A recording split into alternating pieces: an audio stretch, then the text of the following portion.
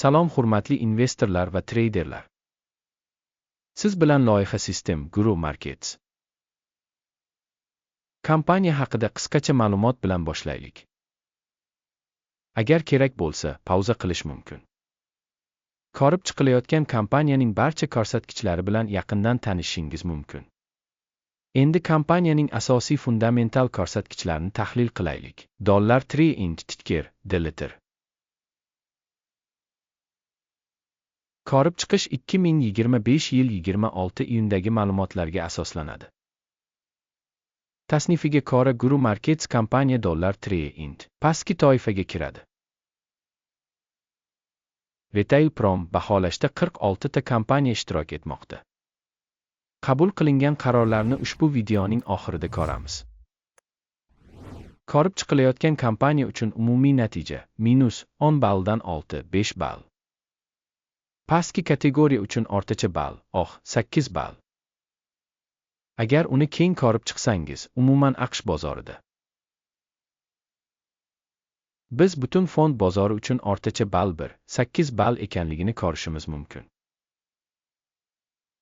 Minus reytingga qarshi, kompaniya uchun 5 ball $3.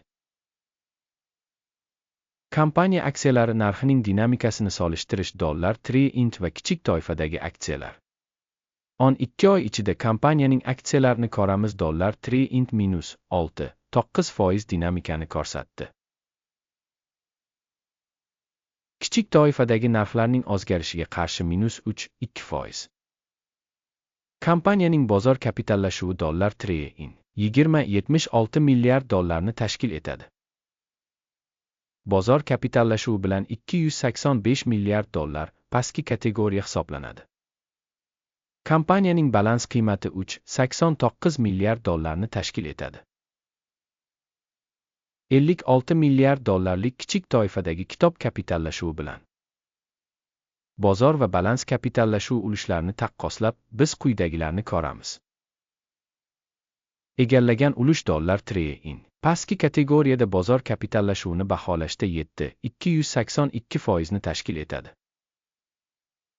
Kitob qiymati kapitallashuvi 925% ni tashkil etadi.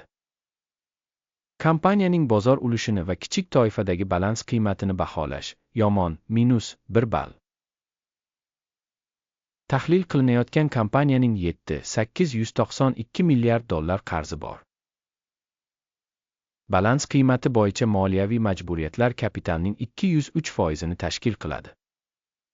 Kompaniyaning moliyaviy majburiyatlari darajasi uchun natija juda yomon -2 ball. Kompaniya aksiyalari narxining foydasiga qoldigi oqga teng. 31 kichik toifadagi o'rtacha ko'rsatkich bilan. Kichik toifadagi kompaniyalar bilan solishtirganda aksiya bahosining daromad nisbati reytingi juda yomon -2 ball. Oxirgi 12 oydagi foyda -2.987 million dollarni tashkil etdi. Kelgusi 12 oy uchun kelajakdagi foyda 306 million dollar bo'lishi kutilmoqda. Prognozli kelajakdagi foyda ko'rsatkichlarini kichik toifadagi kompaniyalar bilan taqqoslaganda baholash otish mumkin ball. Kompaniya narxining daromadga nisbati 8 ni tashkil qiladi. Bir kichik toifadagi o'rtacha.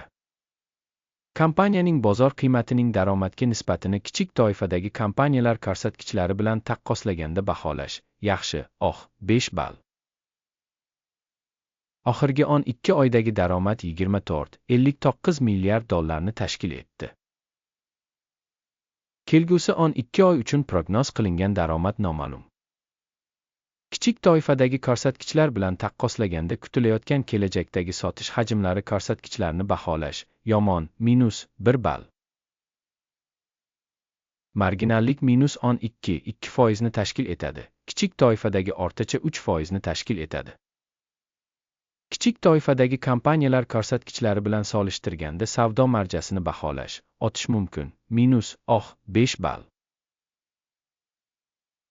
Kichik toifadagi xodimlar soni bo'yicha kompaniyaning ulushi 20,451% ni tashkil etadi. Bu bozor kapitallashuv ulushidan 181% ga ko'pdir. Kompaniyaning bir xodimiga to'g'ri keladigan bozor kapitali miqdori $97,000 tashkil etadi. Va kichik toifa uchun $271,000. Kichik toifadagi ko'rsatkichlar bilan solishtirganda bir xodimga to'g'ri keladigan kapital miqdorini baholash yaxshi, 5 ball. Bir xodim uchun foyda miqdori -$13,900. Pastki kategoriya uchun o'rtacha bilan $8,000.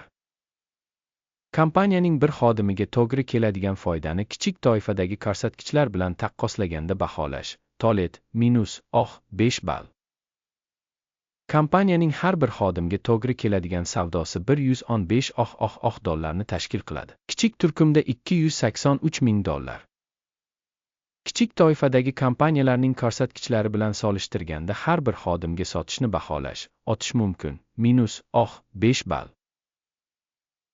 Qisqa muddatli bitimlar hajmi 6-5% ni tashkil etadi. Kichik toifa uchun o'rtacha 6% ni tashkil etadi. Ko'rsatkich esa 14 kompaniya uchun 62% darajasini ko'rsatadi $3. Pastki kategoriya uchun bu daraja 59% ni tashkil qiladi. Kompaniya aksiyalarining haqiqiy narxi $99-44 atrofida. Kompaniya aksiyalarining konsensus bahosi taxminan $95-23 ni tashkil qiladi. Keling, buyurtma jadvaliga o'tamiz. U siz uchun mavjud, havola mahkamlangan izohda. Buyurtmalar jadvali ushbu mavsumda ma'lumot va ma'lumot tizimi tomonidan qabul qilingan barcha qarorlarni o'z ichiga oladi. Guru Markets. Buyurtmalar jadvaliga kirish bepul va ochiq, boklangan izohdagi havola. Kompaniya tahlili asosida $. Aksiyalarni baholash uchun axborot ma'lumotnoma tizimi Guru Markets qaror qabul qilindi. Har bir aksiya uchun $99-45 ga sotish buyrug'ini oching. Bitim ochiq chunki kompaniya ancha past reytingga ega. Korxonaning bahosi baholash usuli hokim indeksiga asoslanadi. Foyda olish 73,6 da belgilangan. Stop loss 125-84 darajasida belgilangan. Agar buyurtma foyda olish yoki zararni to'xtatish bilan yopilmasa. Keyin bitim 2025 yil 26 iyuldagi savdolar natijalariga ko'ra avtomatik tarzda yopiladi. Yoki ushbu sanadan oldingi oxirgi ish kunida. Titker RRE asosiy xarid buyurtmasi hisoblanadi. Asosiy buyurtma bo'yicha video allaqachon ushbu kanalda chop etilgan. Buyurtmalardan biri yopilgan taqdirda asosiy yoki balanslash. Qarama-qarshi buyurtma haqiqiy narxda yopiladi. Oxirigacha tomosha qilganingiz va yordam tizimidan foydalanganingiz uchun barchangizga katta rahmat. Guru Markets